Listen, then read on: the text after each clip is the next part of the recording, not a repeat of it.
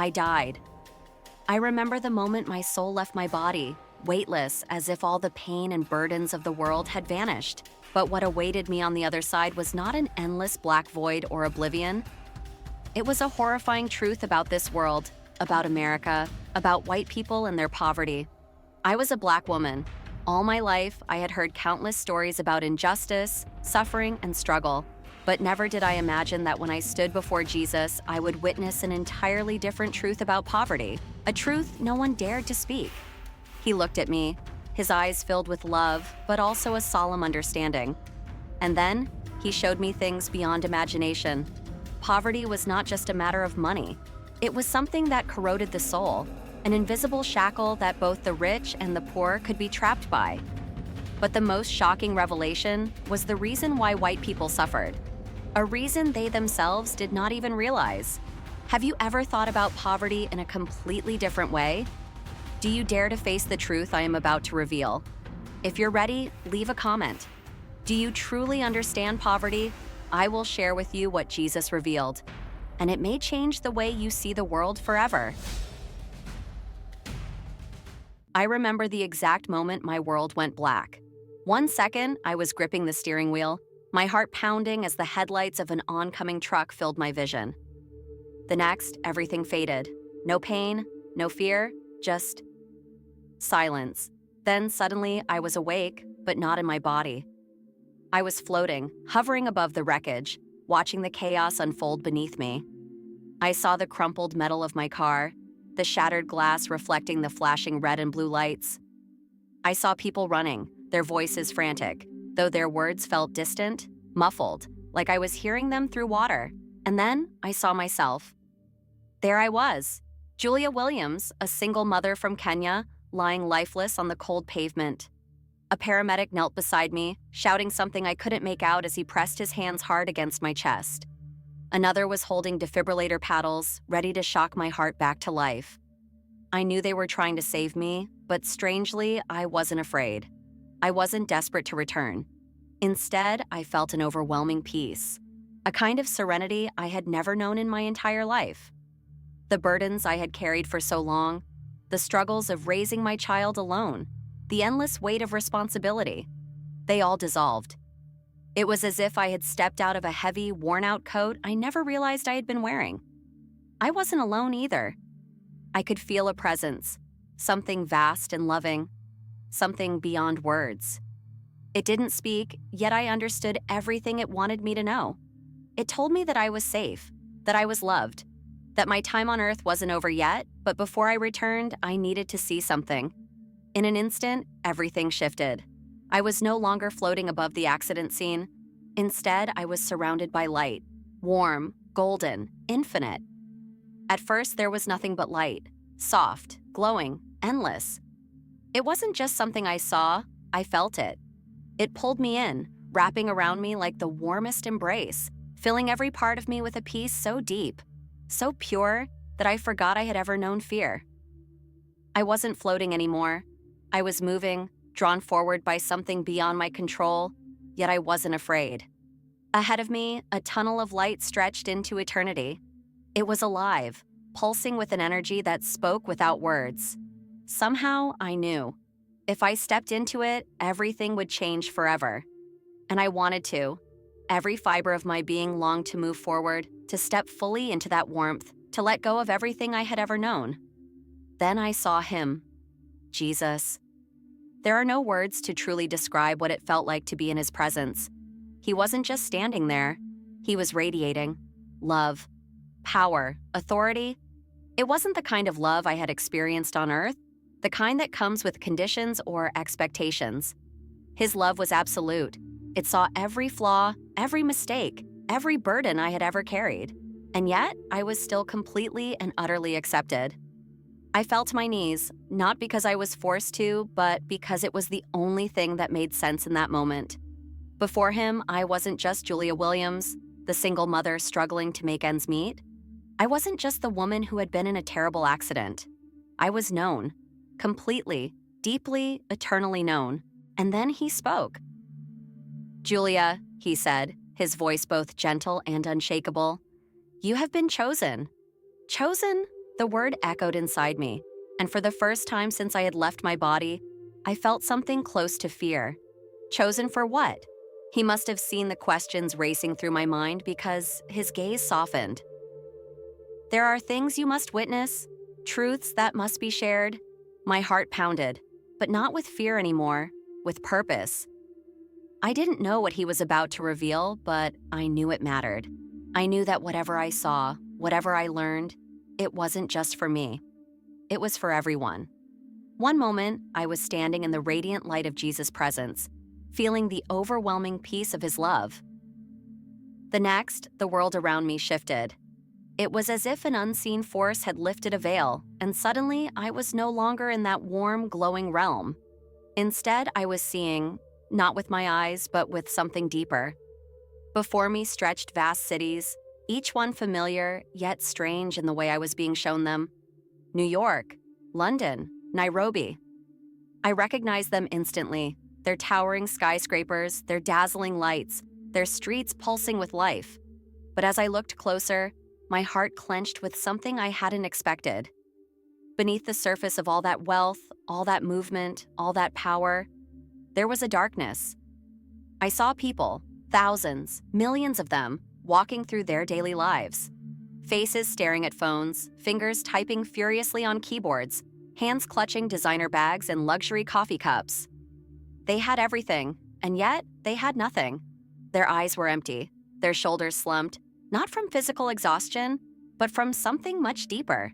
It was a weariness of the soul, a hunger they couldn't name. I turned to Jesus, confusion swirling in my chest. "I don't understand," I whispered. "These cities are full of wealth. These people have everything they could ever need." His gaze was steady, full of both love and sorrow. "They have everything," he said, "except me." The weight of his words hit me like a blow. I looked again, and suddenly I could see it. Not just the people, but the truth underneath them. Their poverty wasn't measured in dollars or shillings or pounds. It wasn't about food or shelter or status. It was something much worse: spiritual starvation. I saw families gathered around dinner tables, but no one was talking. Each person was lost in their own world, scrolling through screens, disconnected from one another. I saw men and women in corporate offices, their bank accounts overflowing, yet their souls drained, lifeless. I saw the lonely, the addicted, the anxious, all chasing something they couldn't name, trying to fill an emptiness they didn't understand. And then I saw them, the ones who had been told they had everything, yet felt as though they had nothing. The ones who were supposed to be at the top of the world, yet inside, they were sinking. So many of them were white, successful, privileged by the world's standards, yet utterly lost. Jesus turned to me again. His voice was gentle but firm. "This is the greatest poverty of all. They do not know me. They have built kingdoms of stone, but their spirits are crumbling. They seek happiness in things that will never satisfy. Julia, you must tell them." I closed my eyes, trying to grasp what he had just said, but only when I looked at the scene before me did I finally understand the true meaning of his words. At first, I didn't understand what I was seeing. I stood in the middle of a city I couldn't quite name. Maybe it was New York, maybe London, maybe somewhere else entirely. The streets were lined with people, families huddled together, their faces hollow with exhaustion. The air was heavy with something beyond hunger, beyond cold. It was desperation. I stepped closer, and my heart clenched. These weren't just random strangers. These were families. Parents holding their children close, shielding them from the wind as they stood in long food lines. Mothers with sunken eyes, clutching empty grocery bags, their hands trembling. Fathers staring blankly ahead, as if their spirits had already given up. Their clothes were worn, their faces weathered, not just from hardship, but from something even deeper: hopelessness. But what struck me most was that so many of them were white. I had always been told that poverty looked a certain way, that it belonged to certain people in certain places. Yet here it was, staring me in the face. Families who had once believed they were secure, now struggling to survive. I turned to Jesus, confusion rising in my chest. "I don't understand," I whispered. "Why are they suffering like this?" His gaze was steady, full of sorrow, but also love. Because they placed their trust in the wrong things, he said. They believed wealth would protect them. They built their lives on systems that were never meant to last. And when those systems failed, they were left with nothing. His words hit me like a wave. I looked again, and suddenly I saw it. These people weren't just struggling financially, they were lost. Many of them had abandoned faith long ago, trading it for careers, for success, for the illusion of security. They had trusted in banks, in governments, in businesses that promised them stability. But none of it had lasted. When everything fell apart, when the jobs disappeared and the money ran dry, they had nothing left to hold on to. And without faith, without God, all that remained was fear. I could feel it in the air around them, an invisible weight pressing down on their shoulders. Anxiety, hopelessness, a deep, gnawing emptiness. They weren't just poor in their pockets, they were poor in their spirits. "They have forgotten me," Jesus said, his voice filled with sorrow. "They have forgotten that I am their provider, that I am their peace." The world told them they didn't need faith, that they could build their own future. But without me, all of it crumbles. Tears burned in my eyes. I wanted to reach out to them, to shake them, to tell them they weren't alone, that the answer they were searching for wasn't in money or governments or anything this world could offer. It was in Him. As my heart ached for those struggling in the streets, Jesus turned my eyes to another scene, one just as troubling but far less obvious. I saw churches, massive, glittering buildings stretching across cities, their spires piercing the sky like monuments of grandeur. From the outside, they looked like symbols of faith, of hope, of something greater. But when Jesus let me see, really see, beyond the polished walls and crowded pews, my heart sank. Inside, the sanctuaries were full, rows of people dressed in their Sunday best, nodding along to the sermons, clapping at the choir, repeating prayers they had said 1,000 times before. Yet, beneath the surface, something was missing. Their lips moved, but their hearts were silent. Their hands were lifted in worship, but their minds were elsewhere. On their jobs, their bank accounts, their next vacation. It was all routine, a performance. I turned to Jesus, confusion swelling in my chest. "They're here," I said. "They're worshiping you." Jesus' eyes were full of sorrow.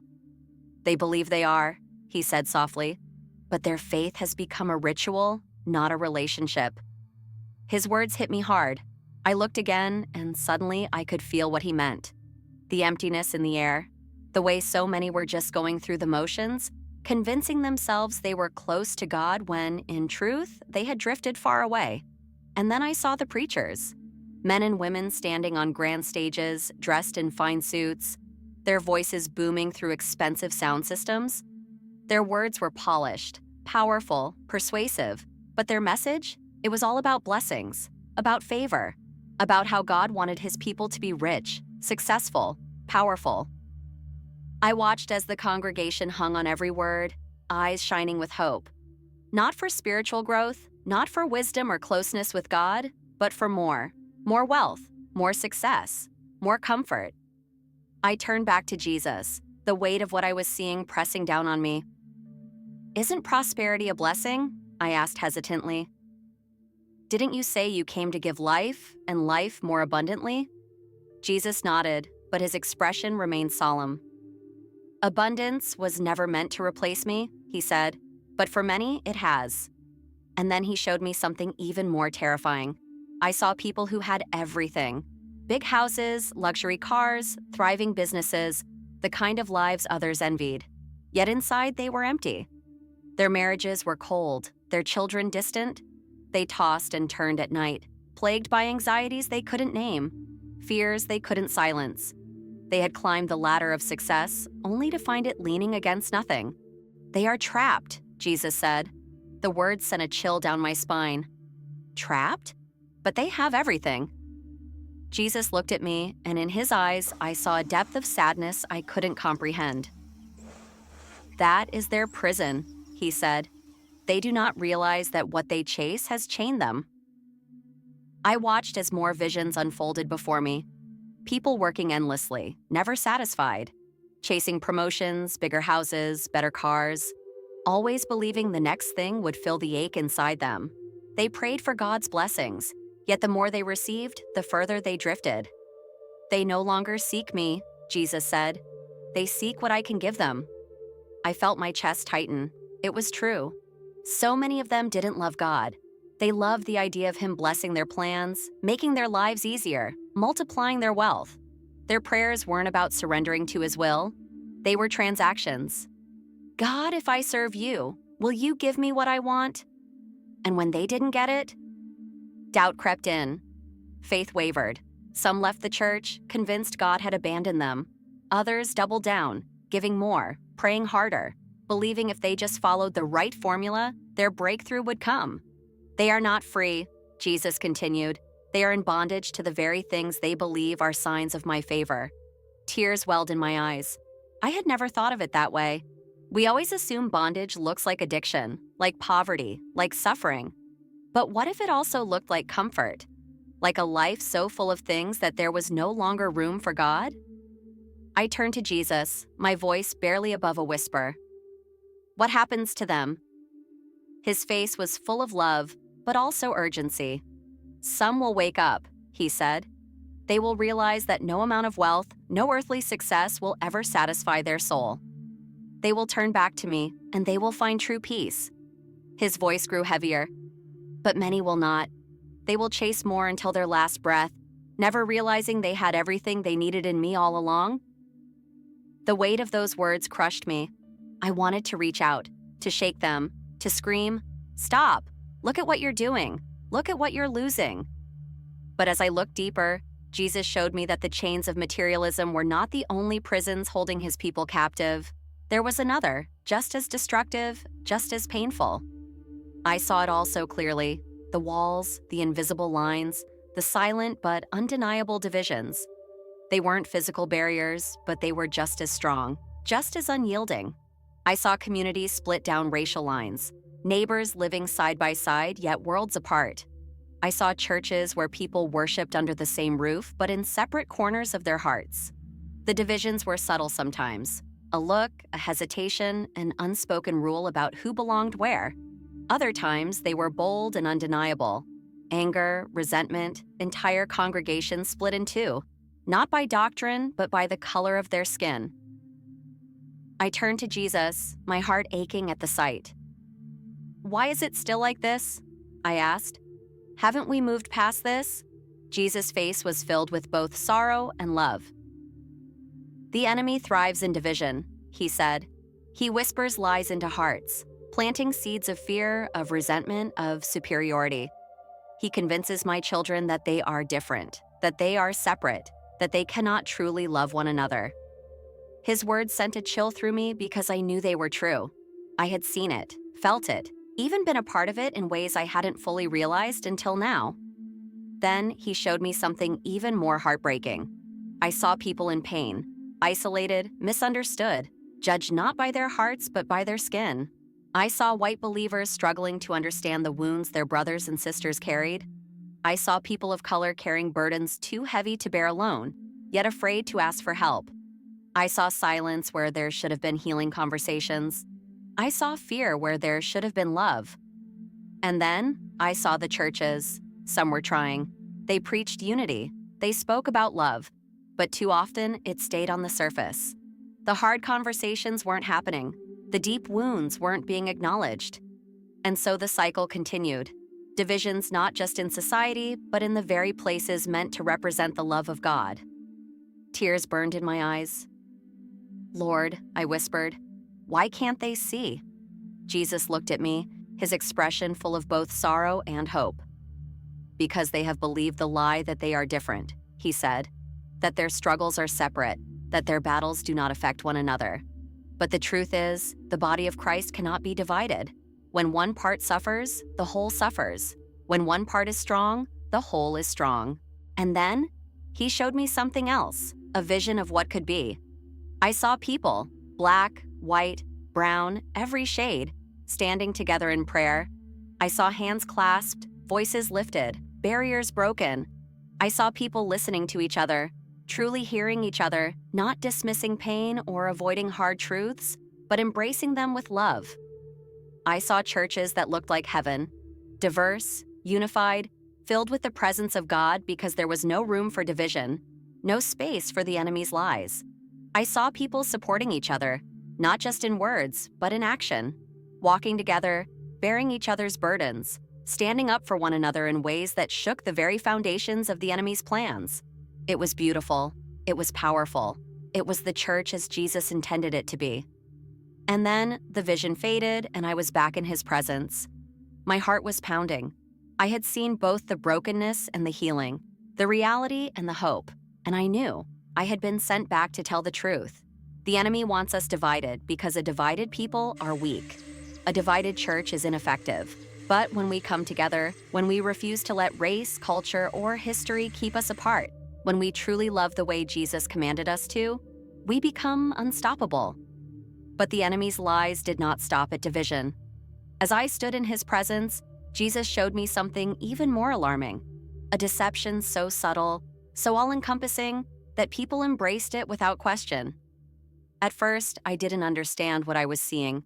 The world before me looked advanced, efficient, orderly. Cities glowed with towering digital screens, and people moved through their daily lives with ease, no longer weighed down by cash, cards, or even keys. Everything was seamless. Payments, identification, even access to homes and jobs. It was all controlled by a single centralized system. A world where technology promised safety, security, and convenience. But then Jesus spoke, and the illusion shattered. What they see as security, he said, is the chains being fastened around them. I looked again, and this time I saw the truth. People weren't just embracing a new system, they were surrendering, giving up their privacy, their choices, their freedom, all in the name of ease and protection. Governments no longer needed force to control them. They had willingly placed themselves under surveillance, believing it was for their own good. I saw people scanning their hands or faces to buy food, their identities tied to a digital currency they couldn't control. They no longer had wallets or savings they could physically hold. Everything was monitored. Every purchase, every movement, every interaction, logged, analyzed, and controlled. If someone stepped outside the acceptable lines, their access could be restricted instantly. No money, no ability to travel, no way to function in society. And worst of all, most people didn't care. They had been conditioned to believe it was normal, safer, more efficient. They never questioned who held the power behind these systems, who could shut off their access, who decided what was acceptable.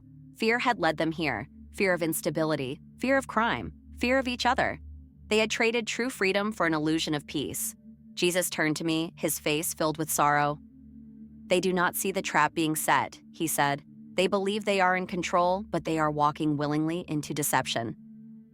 A chill ran through me. How do they not see it? I asked. How do they not know? Because fear blinds them, Jesus said. Fear makes them choose security over truth. Fear makes them accept control as protection. The enemy does not need to take their freedom by force. He only needs to convince them to hand it over. I felt the weight of his words. This wasn't just about money or technology. It was about the spirit of control, the slow conditioning of people to believe that freedom was dangerous, that complete trust in a system, rather than God, was the only way to survive. I needed to understand more. How had the world fallen so deeply into this illusion?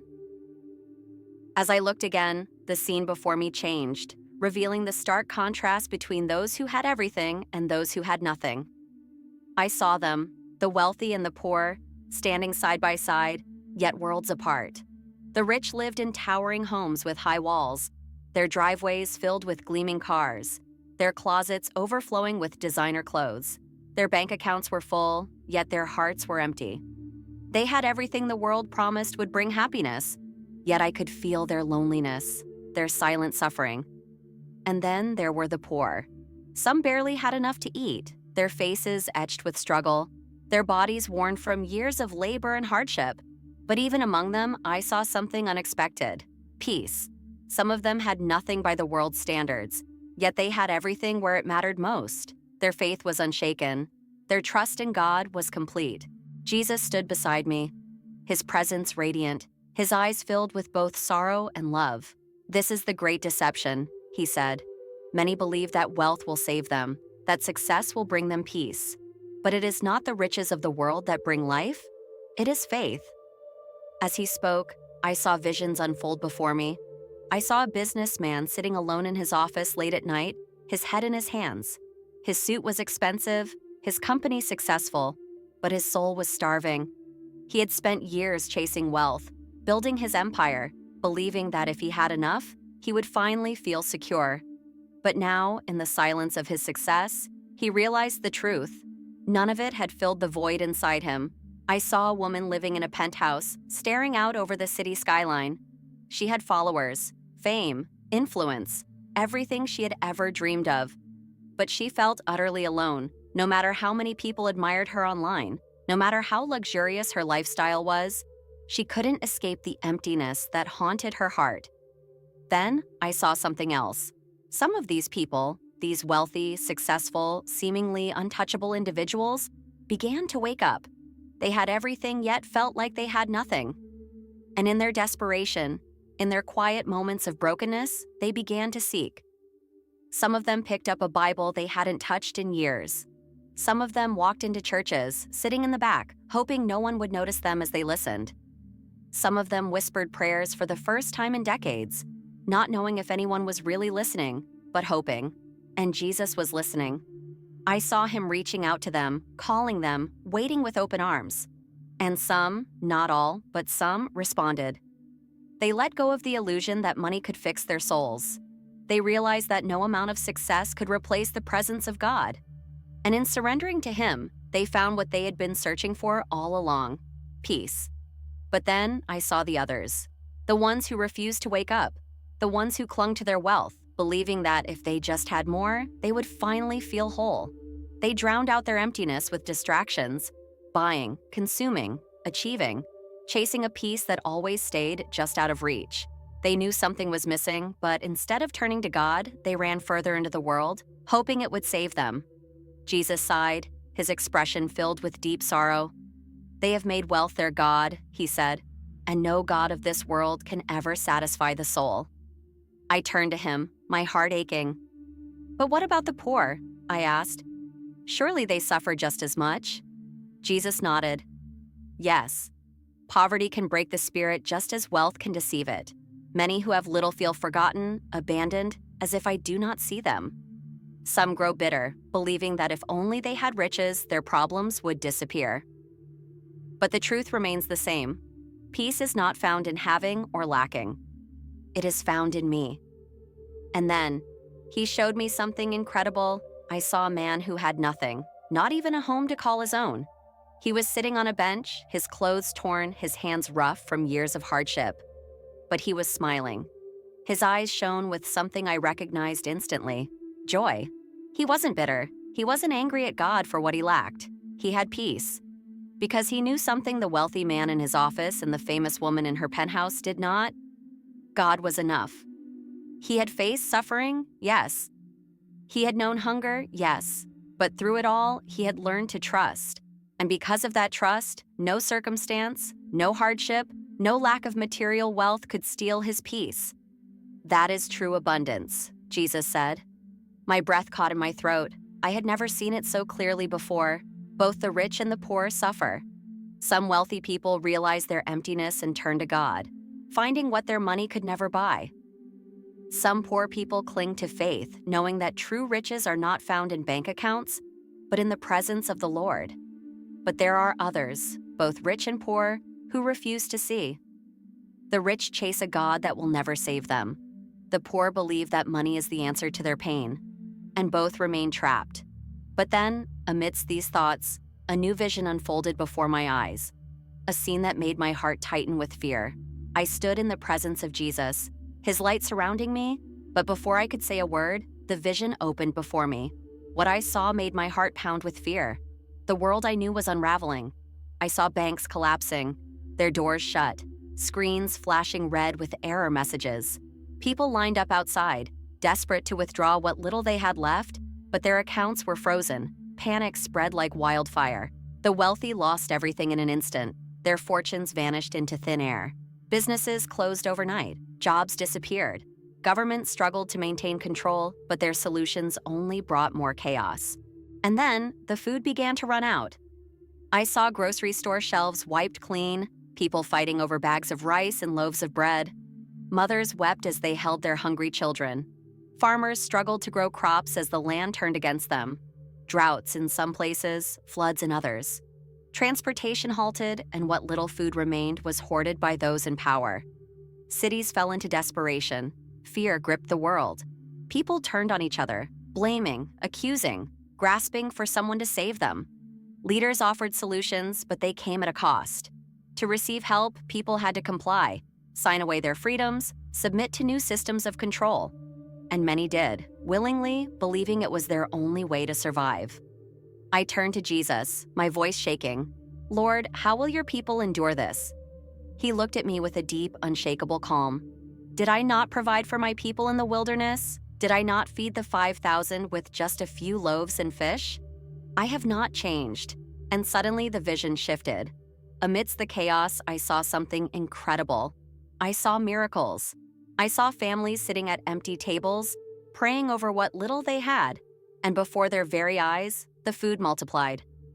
Plates that should have been empty were suddenly full. Bowls that should have run dry never stopped overflowing. I saw people laying hands on the sick, and instantly they were healed. Diseases that had no cure disappeared in a moment. The crippled stood, the blind saw, the weak became strong. I saw homes surrounded by divine protection. While violence and looting spread in the cities, these homes remained untouched. Those inside were not afraid. They had peace, a peace that made no sense in the natural, but was unshakable. And I saw communities, small groups of believers coming together, sharing what they had, helping one another. They had no government assistance, no safety net, yet they lacked nothing. Their needs were met, not by the world's systems, but by the hand of God Himself. Jesus turned to me. "Tell them," He said, "tell them that though the world will shake, I will not abandon my own. Those who put their trust in me will see my hand move in ways they never imagined." Tears streamed down my face. The world would face suffering, that much was clear, but God's people would not be left alone.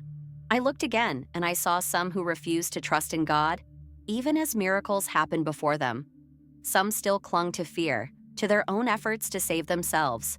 They rejected His provision because it didn't come in the way they expected, and because of that, they suffered needlessly. But those who believed, those who trusted, who surrendered, who chose faith over fear, they thrived. I turned back to Jesus, my heart pounding with the weight of what I had seen. "How do I tell them?" I whispered. "How do I make them understand?" Jesus' voice was firm but filled with love.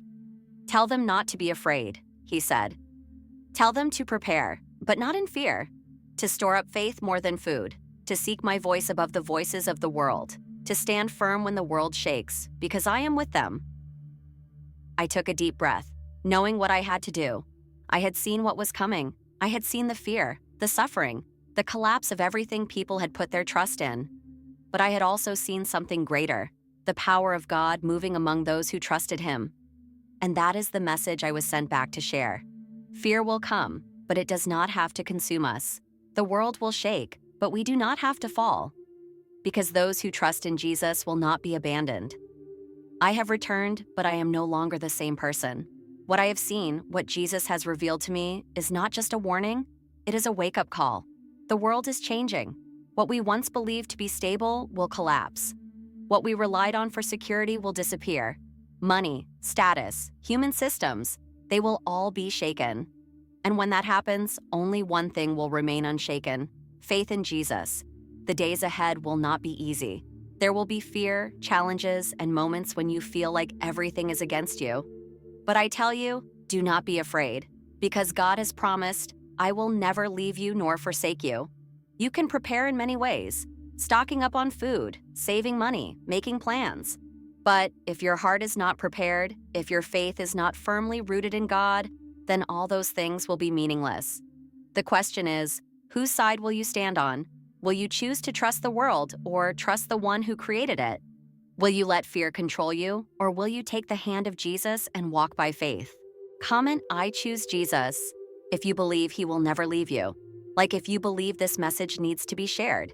Share so that your loved ones and friends can also receive this important warning.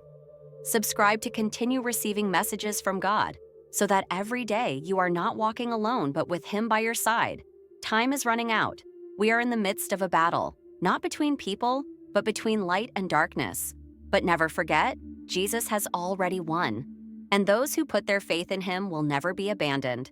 Are you ready to stand firm in your faith? If so, leave a comment now.